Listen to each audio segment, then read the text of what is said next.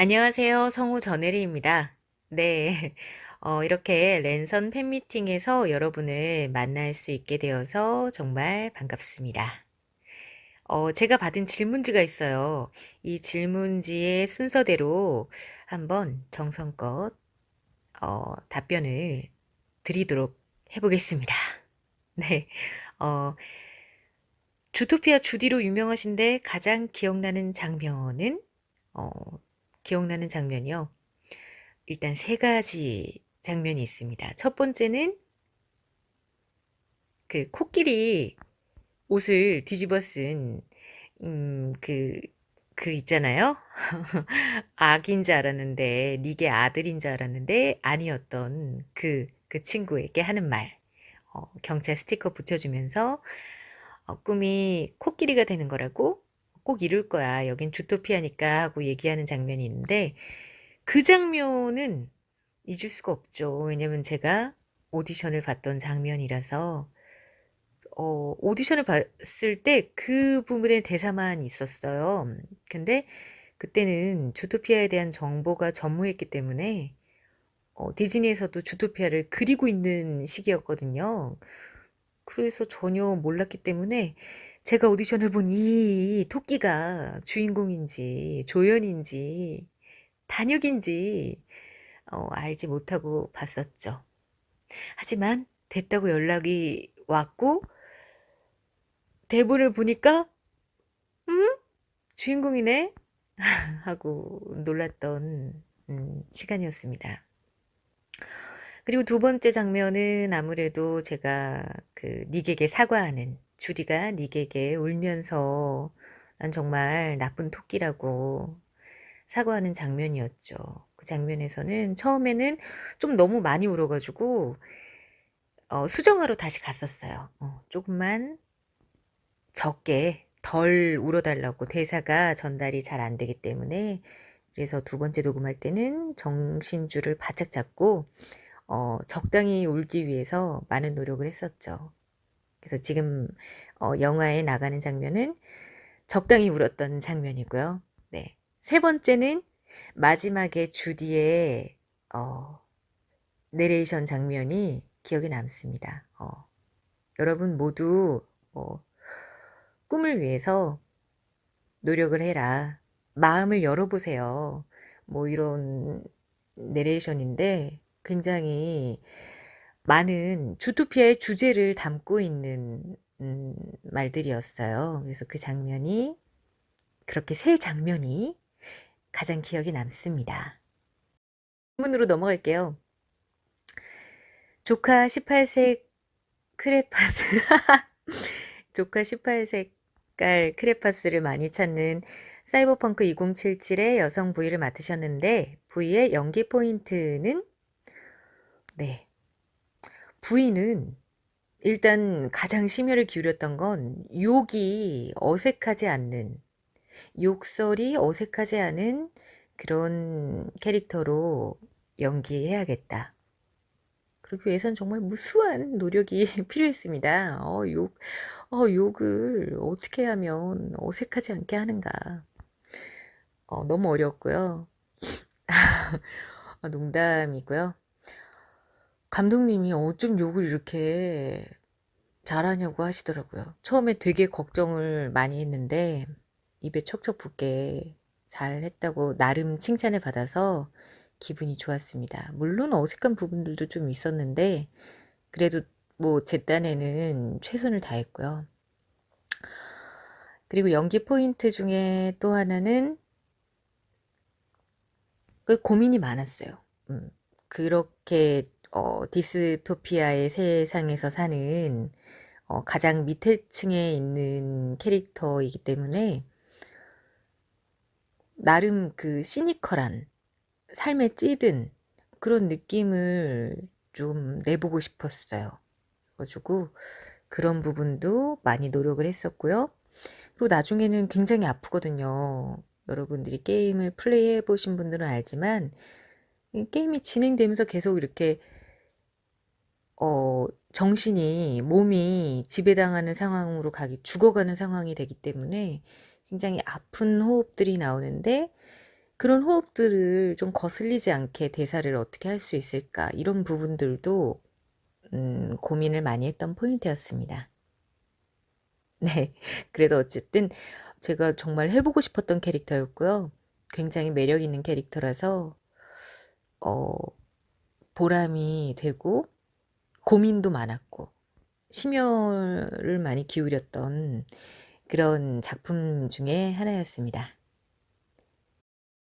네. 다음 질문은 레이디버그 클로이 브루주아는 어떤 악역인가요? 레이디버그의 클로이 브루주아는 정말 하면서 시즌 1, 2 까지는 이렇게 못된 정말 못됨을 계속 갱신하더라고요, 회마다. 그래서 '이렇게까지 못된 애가 있을 수 있을까? 정말 못됐다. 정말 너무했다.' 하는데 그다음 시즌, 그다음 시즌엔 뭐 클로이보다 더한 친구들이 나오더라고요. 이 정도면 다른 분들이 쓴 글을 보니까 '클로이는 귀여운 정도다.' 하는 글들도 많이 보이더라고요. 그래서 정말 '못됨의 최고봉이다.' 했던 것이 지금 좀 옅어졌고요. 클로이 브루주아를 보면서 그런 생각을 많이 하게 됐어요. 음. 가정의 그 교육 방식이 자녀를 양육하는 방식이 잘못됨으로써 그것이 아이에게 미치는 영향, 아이의 성격에 미치는 영향이 이렇게 나타날 수가 있구나. 부모님이 너무 정상이 아니더라고요. 부르주아 시장님도 그렇고 그 어머니가 아주 어머니 시절 얘기가 나왔다면 어머니가 어릴 적 클로이만 했을 적에 나왔다면 정말 너무 못됐을 것 같은 느낌? 음. 그래도 그 뭐랄까요? 연기하는 즐거움이 있었어요. 막 못되게 하다가도 마지막에는 쪼금 뉘우치고 허당 같은 모습들도 보이고 그러다가 또 막 못되게 굴다가 또 쪼금 뉘우치고 쪼금씩 그래도 약간씩 반성하고 아주 조금씩 나쁨을 쪼금씩 지워가는 그 성장해 가는 모습을 보면서 즐거움이 있었던 그런 악역이었습니다. 일하는 세포에서 내레이션을 맡으셨는데 팬들 사이에서 교육방송 같았다는 말이 많은데 인지하고 계신지 궁금합니다. 그랬군요. 네. 근데 그 뭐랄까요? 이게 설명을 계속 해 주는 그 어려운 인체에 관련된 설명을 해 주는 내레이션이었기 때문에 그렇게 또 들렸던 것 같아요. 네. 또 너무 방방 뛰게 하기도 우리나라랑은 또 일본의 원작이랑 또 많이 비교하시잖아요. 근데 원작의 특히나 그 일본의 성우들의 음성은 기본이 좀 톤이 우리나라보다 높다고 저는 생각하거든요. 음. 높다고 생각하거든요. 아무튼 하이 뭐 이렇게 되기 때문에 좀 그런 면이 있지 않을까. 하지만 우리나라로 넘어왔고 그리고 또 연출께서 PD가 저를 캐스팅한 데는 또 그 정도 바라는 선이 있지 않을까 해서 제가 제일 잘할 수 있는 톤으로 더빙을 해 봤습니다. 네. 어쨌든 지금 이렇게 인지하게 되었네요. 감사합니다. 다음 질문이요. 전국 시도교육청 영어듣기 평가 안내 방송을 지금까지 맡고 계신데 어떻게 캐스팅 되신 건지? 이거는 제가 EBS 성우라서 캐스팅 된 거죠. 네. EBS와 그 시도교육청이 영어듣기 평가를 같이 진행을 하거든요. 다른 외부 녹음실에서 하는 게 아니라 시도교육청에 그 영어를 담당하고 계시는 연구원분들께서 녹음하실 때마다 EBS로 오셔서 같이 진행을 합니다. 외국인 성우 2 분과 저와 함께 진행을 하는데 제가 시작하게 된 거는 아마 제 기억이 맞다면 전속 끝날 때쯤? 제가 어쨌든 한 3 년의 기간을 전속으로 있었거든요.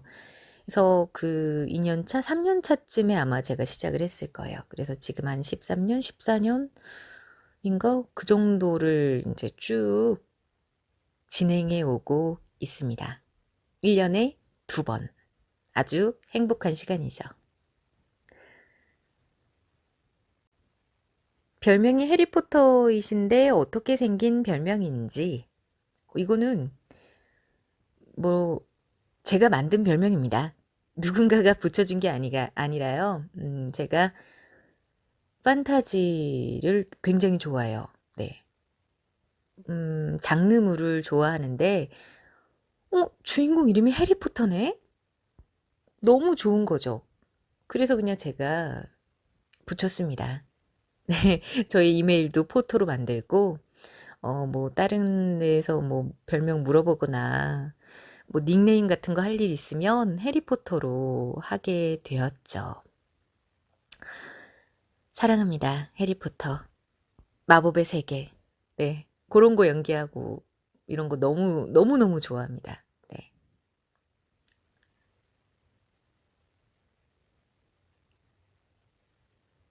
네. 다음 질문. 성우를 꿈꾸게 된 계기는 성우를 꿈꾸게 된 계기는 제가 다른 인터뷰나 이럴 때도 얘기를 했던 것 같아요. 어릴 적부터 애니메이션을 굉장히 좋아했고요. 만화 또한 좋아했어요. 네. 그래서 만화와 애니메이션을 보면서 뭐 위로를 받은 시간들도 있었고 이렇게 뭔가에 열중한다는 거를 제 취미는 그 애니메이션을 하면서 만화를 보면서 장르를 가리지 않고 애니메이션 또한 저희 때는 이렇게 인터넷으로 막 볼 수 있었던 게 아니라 비디오 테이프 녹화된 불법 비디오 테이프를 사서 유통되는 그런 것들을 네 그런 걸 통해서 보거나 아니면은 그다음 단계 CD에 녹화된 거를 돈 주고 사서 그런 샵이 있었어요. 그런 걸 파는 샵. 네. 그래서 그런 거 용돈 모아서 사서 보고 그러면서 뭐랄까 저의 사춘기 시절을 보냈었는데요.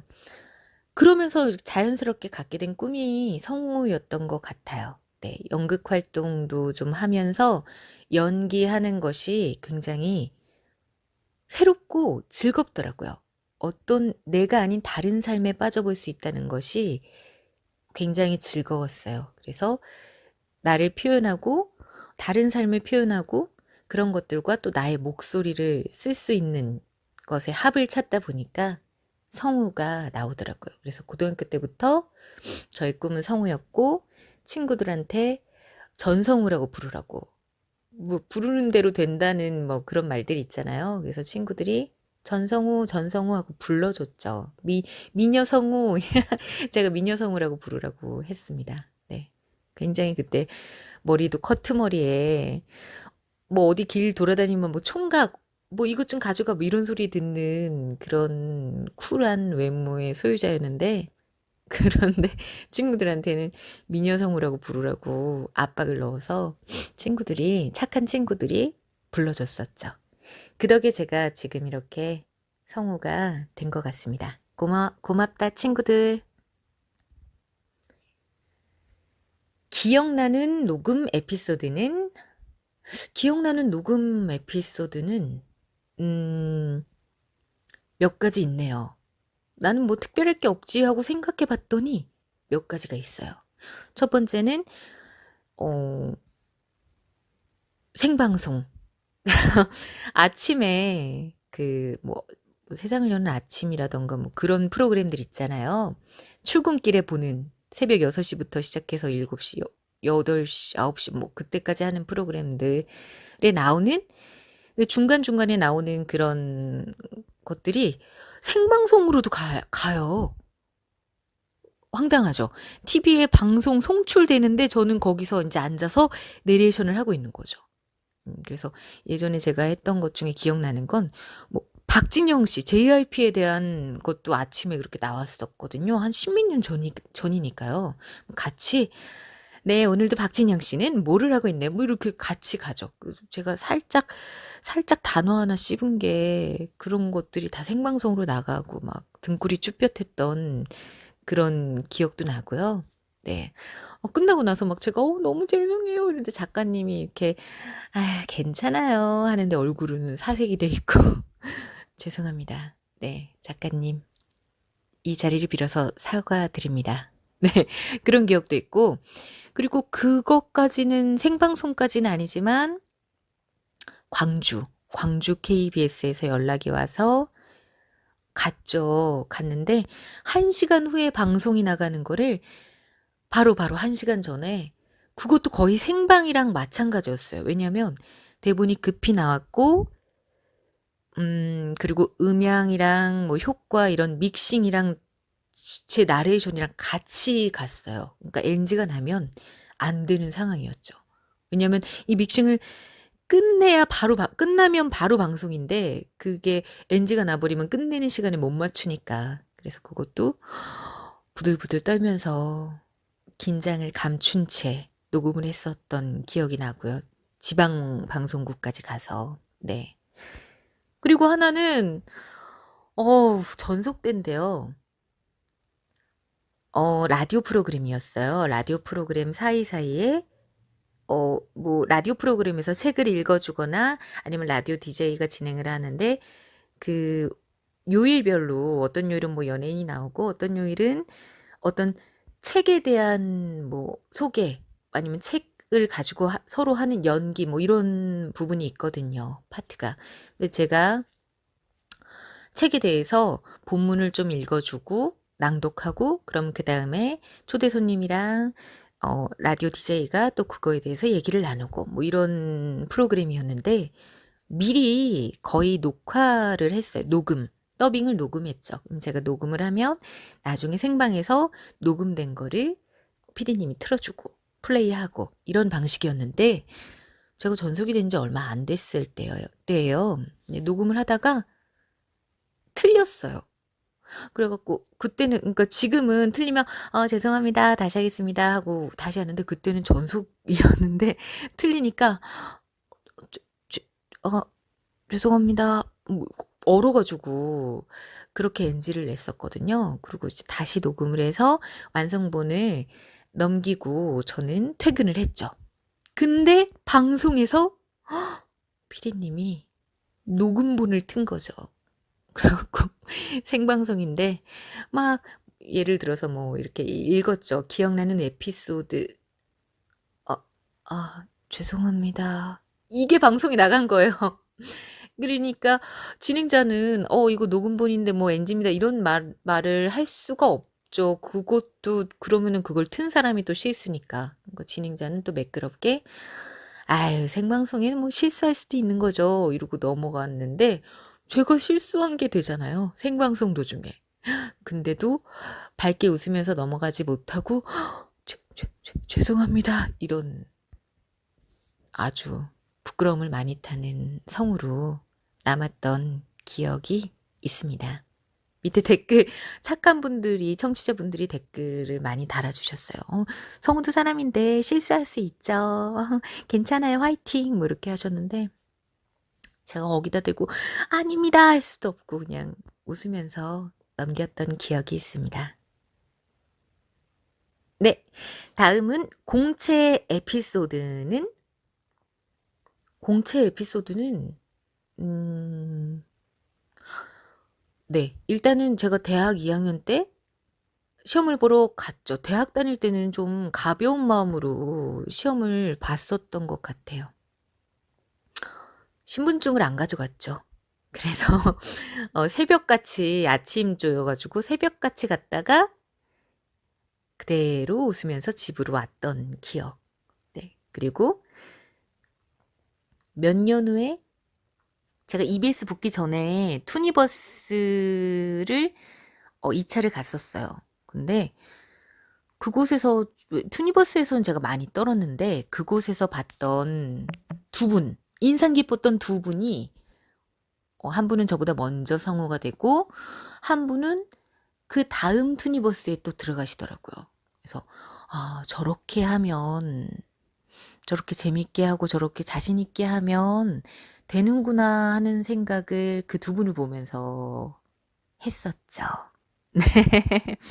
그중에 한 분이 인제 엄청 재밌게 하셨어요. 단문인데 그냥 단문이었는데 그때 당시에 그 개콘이나 이런 데서 유행하는 유행어랑 섞어서 굉장히 자신감 있게 하시더라고요. 막 반짝반짝 제가 봐도 빛났었어요. 근데 그분이 이소은 선배님. 네. 이렇게 해서 투니버스에 그때 들어가셨고 그리고 또 저랑 같은 조였는데 세혜 씨. 그때 세혜 씨도 굉장히 잘했었던 걸로 제가 기억을 하거든요. 굉장히 어렸었고. 근데 결국은 다음번 투니에 들어가더라고요. 그래서 '아 보는 눈은 되려면 저 정도는 해야 하는구나.'라는 걸 그때 알았었습니다.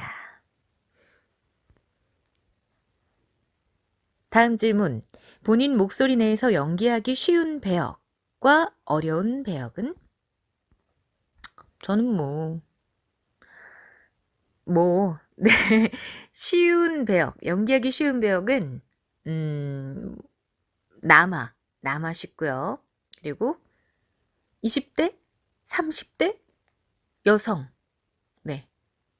어 뭐랄까 진취적이고 어 아니면 개구지고 아니면 씩씩하고 요런 것들 저 좋아합니다. 네. 어려운 배역은 음 예쁜 여아, 예쁜 여성 요런 것들이 솔직히 쪼금 어렵습니다. 아 아닙니다. 할 수 있어요. 네. 화이팅. 앞으로 연기해 보고 싶은 배역 혹은 작품은? 연기해 보고 싶은 배역은요. 음 뭐랄까 탐정 추리물이나 판타지, 판타지나 아니면 좀 테마물 이런 것도 굉장히 좋아합니다. 그런 데 나오는 어 문제를 항상 풀거나 해결하거나 아니면 굉장히 와일드한 여성 그런 거 해 보고 싶습니다. 아니면 재밌는 것도 해 보고 싶어요. 네. 깐죽깐죽대거나 감초 같은 역할 그런 것들도 좋아하고요. 네. 그리고 해 보고 싶은 작품으로는 음 아까 다 얘기했죠. 판타지나 테마물이나 추리물 이런 것들도 해 보고 싶다고. 그런 것들도 해 보고 싶고요. 그리고 장르 적으로는 CM도 기회가 된다면 한번 해 보고 싶습니다. 그 30초 1 분의 그 어 마술이라고 하나요? CM을 부르는 그 말이 있는데 어쨌든 그 짧은 아주 짧은 찰나에 하나의 브랜드에 대해서 하나의 이미지에 대해서 이렇게 쭉 완성시켜 줄 수 있다는 게 사람들 머릿속에 남게 만들어 준다는 게 굉장히 매력적인 장르인 것 같아요. 그래서 기회가 된다면 그 부분도 한번 해 보고 싶습니다. 앞으로 연기 요거 했고요. 다음 질문입니다. 앞으로 다음 질문입니다. 앞으로 이루고자 하는 목표는? 요거요. 일단 성우로서 이루고자 하는 목표는 연기자로서 이루고자 하는 목표는 말이죠. 저는 사실은 매번 연기할 때마다 부끄러워요. 연기하고 그걸 나중에 모니터할 때도 조금 그렇습니다. 제 연기에 단점이나 부족한 점들이 저는 계속 보이거든요. 그래서 그런 부분들이 조금 걸리는데 그런 게 없이 정말 완벽하게 최상으로 연기할 수 있는 그런 연기자가 되는 것이 저의 목표예요. 그러기 위해서는 하루하루 한 작품 한 작품 매 순간 더 노력하고 더 나아져야겠죠? 네.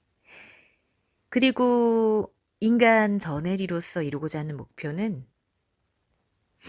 저의 오랜 소망인 세계 여행. 지금 시국이 그쵸. 세계적으로 전 세계적으로 코로나19라는 병이 돌아서 모두 여행이 힘든 시기잖아요. 근데 앞으로도 지구가 아프고 그러기 때문에 이런 병들은 또 생기지 않을까 하는 걱정이 들어요. 그래서 그전에 세계 여행이라는 것을 오랜 수건이었던 세계 여행을 꼭 해보고 싶습니다. 가족들과. 네. 그것이 또 이루고자 하는 목표고요. 네, 다음 질문으로 넘어갈게요. 10년 후 어떤 성우로 기억되고 싶으신지. 저는 뭐 늘 얘기하는 거지만 매 단계마다 성장하는 조금씩 더 나아진 성우로 기억되고 싶습니다. 그리고 인간적인 매력이 넘치는 성우.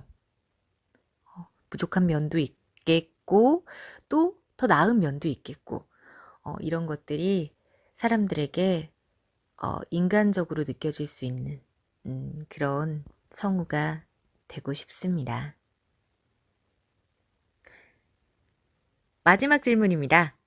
선배 성우로서 성우 지망생들에게 조언을 하자면 조언을 저도 부족한데 무슨 조언이겠습니까? 저부터 잘해야겠죠. 근데 마지막 질문이니까 조언이라. 그래서 저도 선배님들에게 조언을 또 듣고요. 저희 삶의 선배들에게 조언을 듣고 받아들일 건 또 받아들이고 소화하고 그리고 저도 아주 조금은 이 길로 먼저 나간 선배로서 지망생들에게 조언을 드리자면요. 이거는 여러분들이 받아들일 부분은 받아들이고 거를 부분은 거르면 돼요. 누구의 말이 모두 다 맞다 이런 부분은 없으니까요. 저는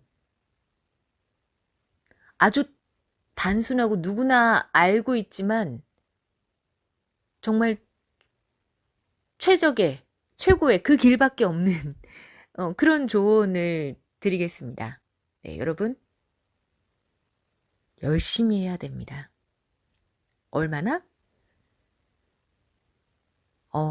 누구도 나만큼 안 하겠지 싶을 정도로요. 저는 제가 잘했다고 생각 안 해요. 네, 어릴 적부터 저는 그냥 평범했어요.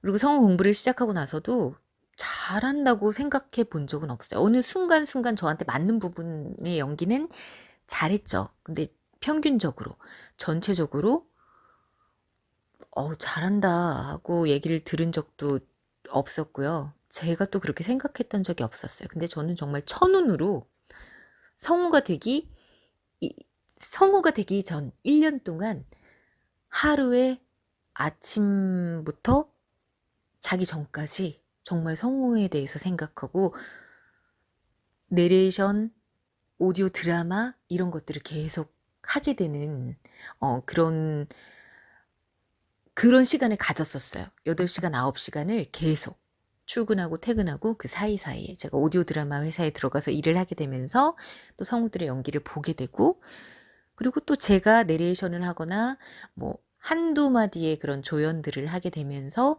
계속 연구하고 하고 나서 모니터링하고 이런 시간을 1년을 갖게 되니까 성우가 되더라고요. 여러분도